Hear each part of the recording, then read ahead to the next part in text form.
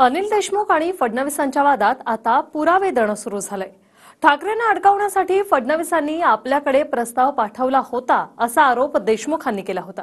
प्रस्ताव घेऊन येणाऱ्या ज्या समित कदमचं नाव देशमुखांनी घेतलं त्याचे फडणवीसांसोबतचे फोटोज देशमुखांनी समोर आणलेत। पाहूया।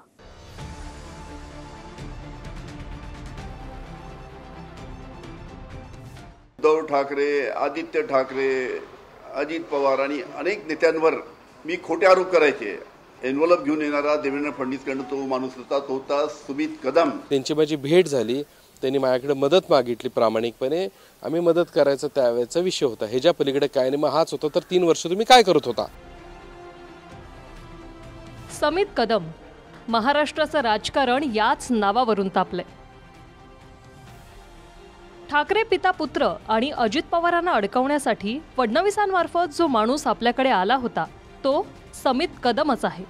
सह्यांसाठी खोटी प्रतिज्ञापत्र घेऊन हाच सुमित कदम आपल्याकडे आला होता असा आरोप देशमुखांनी केलाय।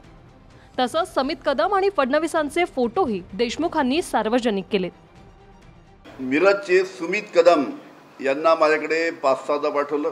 एकदा तो माझ्याकडे सील्ड एनव्हलप घेऊन आला आणि मला सांगितलं की याचं तुम्ही ॲफिडेविट करून द्या। आणि त्या ॲफिडेविटमध्ये लिहिलं होतं की उद्धव ठाकरे, आदित्य ठाकरे, अजित पवार आणि अनेक नेत्यांवर मी खोटे आरोप करायचे आणि त्या खोट्या आरोपाचं मी प्रतिज्ञापत्र करून द्यायचं, ॲफिडेविट करून द्यायचं। तो आणणारा माणूस जो होता माझ्याकडे एनव्हलप घेऊन येणारा देवेंद्र फडणवीसकडून तो माणूस होता सुमित कदम मिरजचे। त्याचे आणि देवेंद्र फडणवीस यांचे अतिशय जवळचे संबंध। देवेंद्रजींबरोबर आपण दिसतात, भाजप आणि इतर पक्षाच्या सर्व नेत्यांबरोबर आपण दिसतात। त्यामुळे मला त्या ठिकाणी वाटलं की तुमच्याशी मला हे संवाद करून काय मदत होण्यासारखा असेल तर हा त्यांनी सांगितलेला विषय होता। त्यांना सांगितलं ना की अशा पद्धतीचे काहीच विषय नाही आहेत। त्यांची माझी भेट झाली, त्यांनी माझ्याकडे मदत मागितली प्रामाणिकपणे। आम्ही मदत करायचा त्यावेळेचा विषय होता। ह्याच्या पलीकडे काय नाही, मग हाच होता तर 3 वर्ष तुम्ही काय करत होता। तुमच्यावर गृहमंत्री पदाच्या काळात दबाव निर्माण केला असे म्हणता, तुमच्या घरी येऊन तुम्हाला काही बाबी झाल्या असं सांगता। शेवटी 2.5 वर्षानंतर या प्रकारचं राजकारण करून शेवटी यांनी कन्फ्युजन तयार करणं आणि त्या ठिकाणी जनतेला कन्फ्यूज करून राजकारण दिवसभर राजकारण करण्यापेक्षा महाराष्ट्राच्या विकासाचा विचार केला पाहिजे। 3 वर्षांआधी महाविकास आघाडी सरकारमध्ये अनिल देशमुख गृहमंत्री होते। त्यामुळे गृहमंत्र्याला मिरजच्या सुमित कदमांची अशी कोणती मदत लागली की त्यांनी सुमितला बोलावून घेतलं। या प्रश्नावर सुमित कदम थेट बोलले नाही, पण हा फडणवीसांच्या बदनामीचा डाव असल्याचं सांगत देशमुखांचं डोकं फिरल्याची टीका सुमित कदमांनी केली। त्यांच्या बाबतीत हे चुकीचं झालं हे सांगायच्या दृष्टिकोनातून त्यांनी हे 3 वर्षांना मांडलेला जो विषय आहे ह्यामध्ये आम्हाला हे उद्देश दिसतोय की ह्यामध्ये फक्त आणि फक्त देवेंद्रजी फडणवीस ह्यांना कसं इलेक्शनच्या आधी डॅमेज करता येईल ह्याचा प्रयत्न मला निश्चितरित्या यातनं दिसतोय। दुसरा मला काय आता त्यातनं अर्थ वाटत नाहीये। आता अनिल देशमुखांचं डोकं फिरलं ह्याच्या पलीकडे मला बोलायला काही शब्द नाहीयेत। 5 दिवसांआधी अनिशा श्याम मानवांनी फडणवीसांवर आरोप करताना 4 ॲफिडेव्हिट तत्कालीन गृहमंत्री अनिल देशमुखांकडे पाठवण्यात आल्याचा आरोप केला होता, ज्यात उद्धव ठाकरे, आदित्य ठाकरे, अजित पवारांना जेलमध्ये टाकण्याचा फडणवीसांचा डाव होता। श्याम मानव म्हणाले होते आता तो फडणवीसांचा माणूस म्हणजे सुमित कदम आहे असं देशमुख म्हणतात।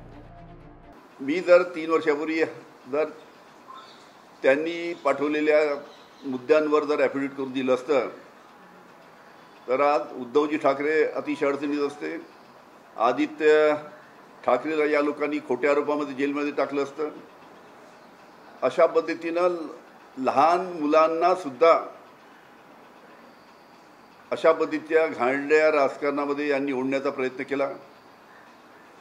एक तो जेल में जाओ या बीजेपी में आओ हेच यांचं धोरण होतं। आता सुमित कदम कोण आहे तेही पाहूया। सुमित कदम मूळचे मिरजचे आहेत। जनसुराज्य पक्षाचे प्रदेशाध्यक्ष आहेत। सप्टेंबर 2019 मध्ये युती सरकारमध्ये भाजपने सुमित कदमांना वस्त्रोद्योग महामंडळाचं अध्यक्षपद दिलं होतं। आता याच सुमित कदमला फडणवीसांनी वाय दर्जाची सुरक्षा कशासाठी दिली असा प्रश्न संजय राऊतांनीही केलाय। सुमित कदम का कोण जो आहे कोण आहे हा कोण आहे याला वाय दर्जाची सिक्युरिटी का मिळाली आहे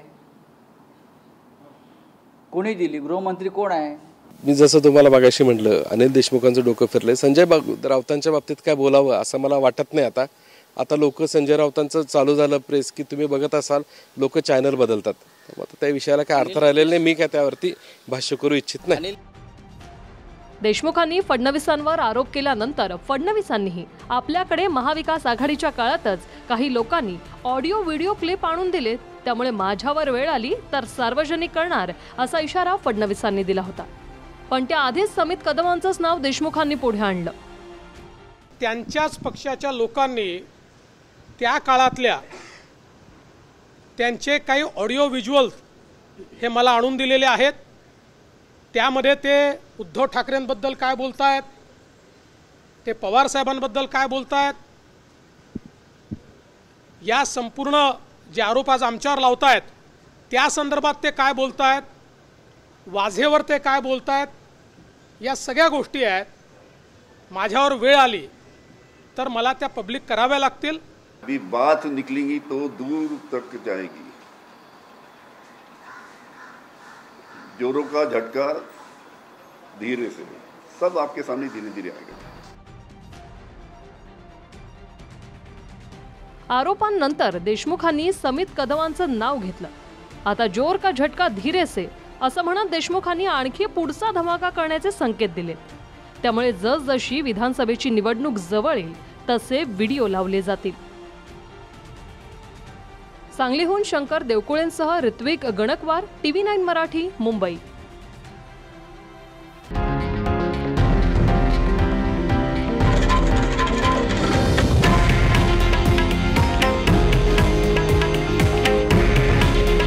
हे आहे देशातील नंबर 1 न्यूज नेटवर्क आणि आपण पाहत आहात TV9 मराठी काळजी तुमची हित महाराष्ट्राचं